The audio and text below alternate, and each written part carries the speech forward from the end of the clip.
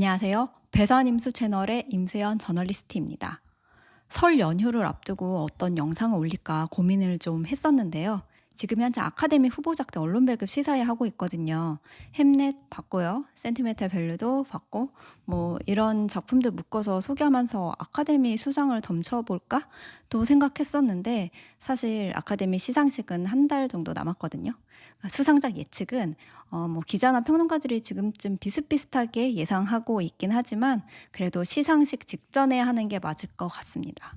2026년판 폭풍의 언덕이 개봉을 했습니다. 이 소설을 원작으로 한 영화 중에 역대급이다, 너무 잘 만들었다, 그거는 차마 말을 못하겠지만 그래도 나름 의미가 있다고 생각을 해서 원작 소설이랑 엮어서 그거를 좀 얘기를 해볼까 또 고민을 했었는데요. 이 설 연휴 앞두고 올리기에는 아무래도 좀 직관적으로 이번 설에 무슨 영화 보면 될까요? 라는 질문에 저 나름의 가이드를 드리는 게 괜찮겠다는 판단이 들어서 시사회 직후 반응은 이미 전해드렸었지만 좀 더 상세한 가이드 영상을 찍게 됐습니다. 이번 설 영화는 왕가 사는 남자, 휴민트, 넘버원, 그리고 폭풍의 언덕이 있습니다. 왕가 사는 남자 휴민트는 제가 지난 영상에서 시사회 보자마자 소개해 드린 적이 있고요. 나머지 두 작품도 간략하게 설명해 드리겠습니다. 넘버원은 기생충에서 모자 관계 얘기도 했었죠.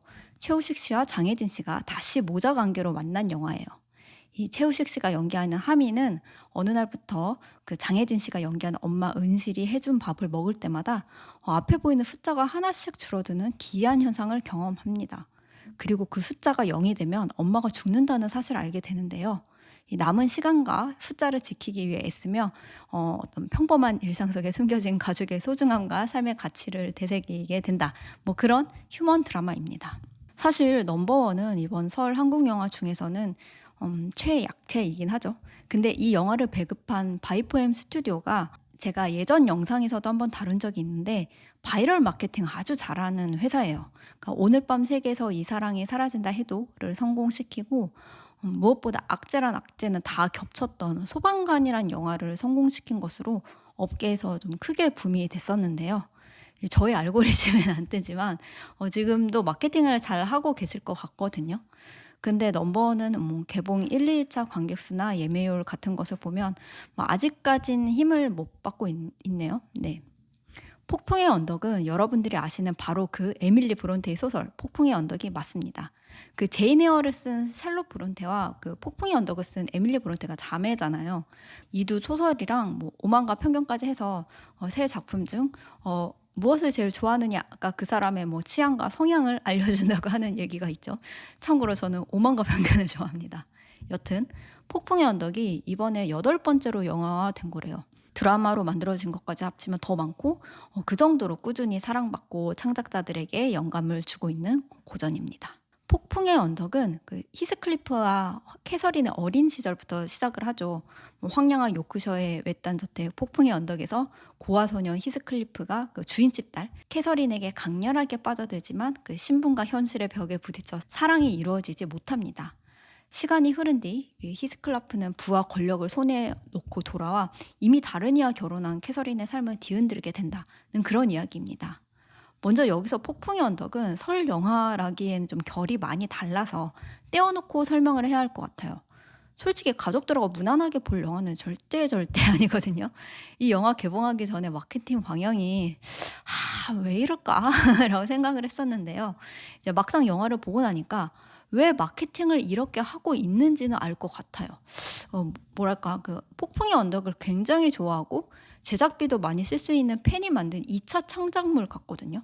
그러니까 감독이 프라미싱 영 우먼을 연출한 에메랄드 펜넬인데요. 실제로 폭풍의 언덕의 열성 팬이래요. 근데 이 열성 팬이 원작에서 읽어낸 건 히스클리프와 캐서린의 욕망이었던 거죠. 그래서 그 욕망을 굉장히 에로틱하게 재해석해서 원작에서는 저렇게 막 눈만 맞으면 몸을 섞고 그런 분위기가 아니었는데 영화는 그렇게 만들었거든요. 또 패션을 굉장히 과감하게 재해석했습니다.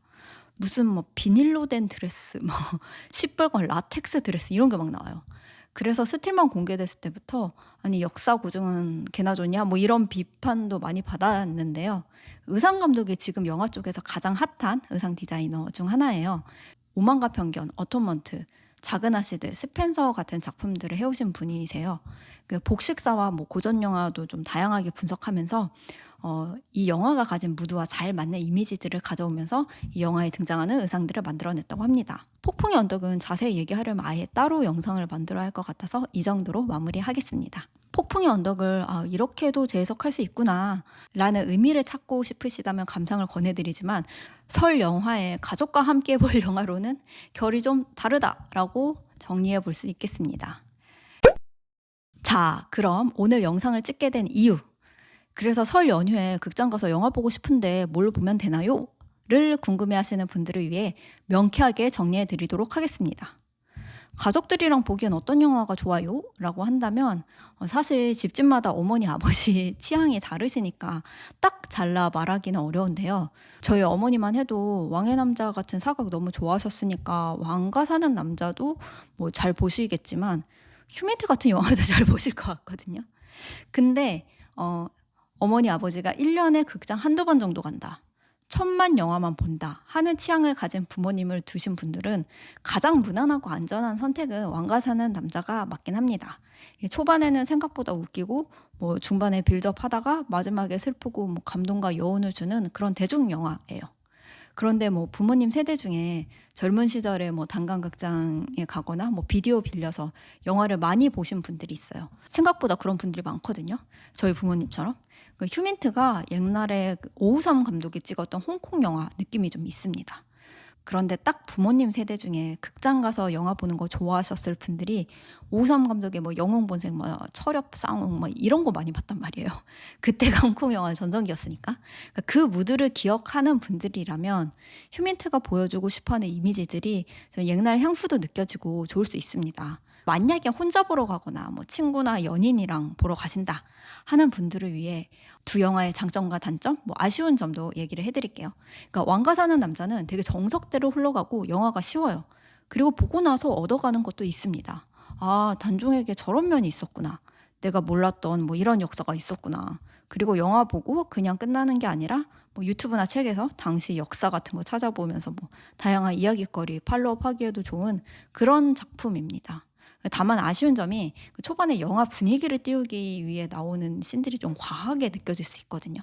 사실 굳이 저렇게까지 코믹한 장면을 넣지 않아도 되는데 이건 대중영화로서 일반 관객들이 초반에 지루해하지 말라고 좀 기능적으로 넣은 게 느껴져요. 그래서 나는 이런 거 여전히 못 견딘다. 내가 한국 영화 이래서 안 좋아한다고 좀 너무 질색하시는 분들도 있긴 하잖아요. 그러니까 이 정도는 참고해 두시고요. 또 영화가 쉽다는 건 어떤 사람들에게 아쉬운 요소가 될 수 있습니다.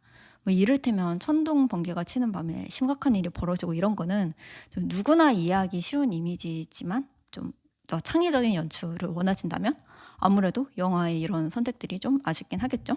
휴민트는 앞서 말한 것처럼 그런 옛날 홍콩 영화나 뭐 프렌치 누아르풍 좋아하시는 분들은 이 영화가 가진 장점들을 발견하실 것 같고요. 또 잘 찍은 액션씬 좋아하시는 분들, 뭐 박정민 씨의 멜로가 너무 궁금했고 그런 찐득한 멜로 보고 싶으신 분들도 이 영화 좋아하실 것 같아요. 근데 뭐 개봉하고 반응을 좀 찾아보니까 국정원이 너무 허술하다, 뭐 멜로가 올드하다 이런 반응들도 보이던데 사실 이 영화의 지향점 자체가 막 쫀쫀함이 느껴지는 첩보물하고는 거리가 멉니다.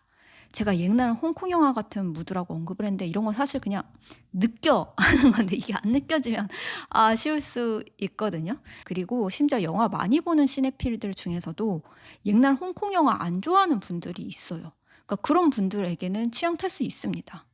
그리고 이건 뭐 지난 영상에서도 얘기했으니까 언급하고 지나가자면 이 영화 후반부에 이건 좀 불쾌하다라고 특히 여성 관객분들이 어떤 여성 관객분들은 느낄 만한 액션 장면이 있어요. 실제로 개봉하고 그런 후기들이 많이 올라오는 걸 봤거든요. 그러니까 저도 시사회 보자마자 딱 들었던 생각 중에 하나가 후반부의 그 장면은 내일 아침 되면 리뷰 많이 올라올 텐데 기자들도 언급할 것 같고 개봉 후에도 분명히 비판하는 관객들이 있겠네 였거든요. 그래서 시사회 보자마자 영상 찍을 때도 그걸 가정하고 언급한 거였는데 다음날은 물론이고 한 일주일 동안 제가 찾아본 리뷰 중에 아무도 그 얘기를 안 하는 거예요. 그래서 아무도 얘기 안 하는데 저 혼자 아마 그런 얘기 나올 거예요 라고 해버린 거잖아요. 덕분에 약간 머쓱 뻘쭘해졌습니다. 제가 왜 의외라고 표현을 했냐면 이 매체가 생각보다 되게 많아요. 그러니까 영화 마케팅사 협회에 등록된 매체나 평론가들이 이런 언론 배급 시사회에 초대받거나 아니면 언론 인터뷰를 할 수 있는데요. 제가 정확한 숫자까지는 모르지만 뭐 작품 홍보나 종영 기념으로 감독과 배우들이 라운드 인터뷰를 돌 때 진짜 신청한 매체가 많으면 100개가 넘어가거든요. 물론 그 100개 매체가 모두 리뷰를 쓰진 않지만 휴민트는 뭐 아이맥스 관에서 시사회를 했었는데 꼭 쳤었단 말이에요. 뭐 개봉을 이미 했으니까 스포일러 주의를 드리고 언급하자면 후반부에 최선화가 납치를 당하고 경매장으로 가죠. 거기서는 흰 드레스 같은 걸 입은 여자들이 뭐 유리관 안에 갇혀 있는데 그게 또 방탄유리예요. 그래서 또 거기에는 여자들의 어떤 등급도 매겨 놓았어요. 그리고 거기에서 뭐 총격신이 벌어집니다. 방탄유리니까 안에 있는 여자들은 총을 안 맞는데 그걸 그래서 좀 일종의 방패처럼 쓸 수 있는 뭐 그런 거죠. 제가 좀 찾아보니까 영화에서 묘사되던 범죄가 북한 여자들을 대상으로 실제 있었던 범죄도 맞고 유리관에 뭐 여자들 넣어놓고 그랬던 것도 다 실제 있었던 일이라고 합니다. 그러니까 아마도 자료조사 과정에서 알게 된 내용들이 이 영화에 반영이 된 거겠죠. 그런데 뭐 사실 실제 우리 사회에서 벌어지고 있는 일이다. 실제로 일어난 범죄 디테일이 그렇다. 뭐 일어날 법한 일이다. 하는 것들이 영화에서 묘사가 될 때 그럼에도 불구하고 어느 정도 수위로 어디까지 보여줘야 하느냐. 뭐 시점을 어떻게 놓고 카메라 위치는 어디에 놓고 뭐 컷의 지속 시간은 어느 정도고 그거는 결국 감독이 결정하는 거잖아요. 당연히 여기엔 정답이 있는 문제는 아니니까 막 영화 기자들도 평론가들도 막 의견이 막 갈립니다. 막 이게 현실이야 하면서 날것을 보여줘서 더 좋았다는 평론가도 있고 이거는 폭력의 전시일 뿐이다 이러면서 비판하는 사람들도 있고 뭐 그렇게 갑론을박하고 그런 다툼의 글을 읽는 사람들은 뭐 각자의 사유를 넓혀가고 그런 역사가 너무 유구해서 제가 지금 이렇게 설명하는 것도 좀 새삼스러울 정도예요. 그리고 특히나 기자들 같은 경우에는 우리가 하는 일이 어쨌건 일반 관객들의 반응을 예상을 하고 그리고 일종의 가이드를 주는 것인데 좀 예상되는 반응이 있는데 그거에 대해 당연히 저는 얘기가 나올 줄 알았는데 안 나왔었다. 그래서 좀 의외였다. 라는 그런 의미인 거죠. 여튼 시사회 직후는 그랬지만 이제 설 연휴에 더 많은 분들이 영화 보시고 제가 언급한 이런 부분에 대해 좀 왈가왈가하는 목소리들이 특히 좀 평단에서 나오지 않을까라는 예상을 조심스럽게 해봅니다. 근데 이번에도 빗나가면 어떡하죠? 마지막으로 넘버원은 영화만 놓고 보면 좀 단편에서 끝날 아이디어를 장편으로 무리하게 늘린 느낌이 있고 실제로 이게 원작도 단편 소설이라고 하더라고요.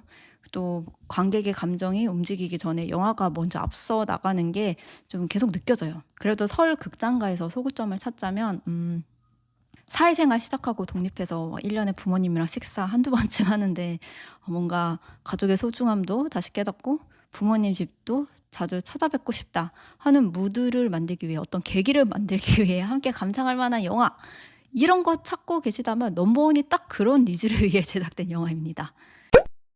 네, 오늘 설 연휴를 앞두고 제가 해드리는 가이드는 여기까지고요.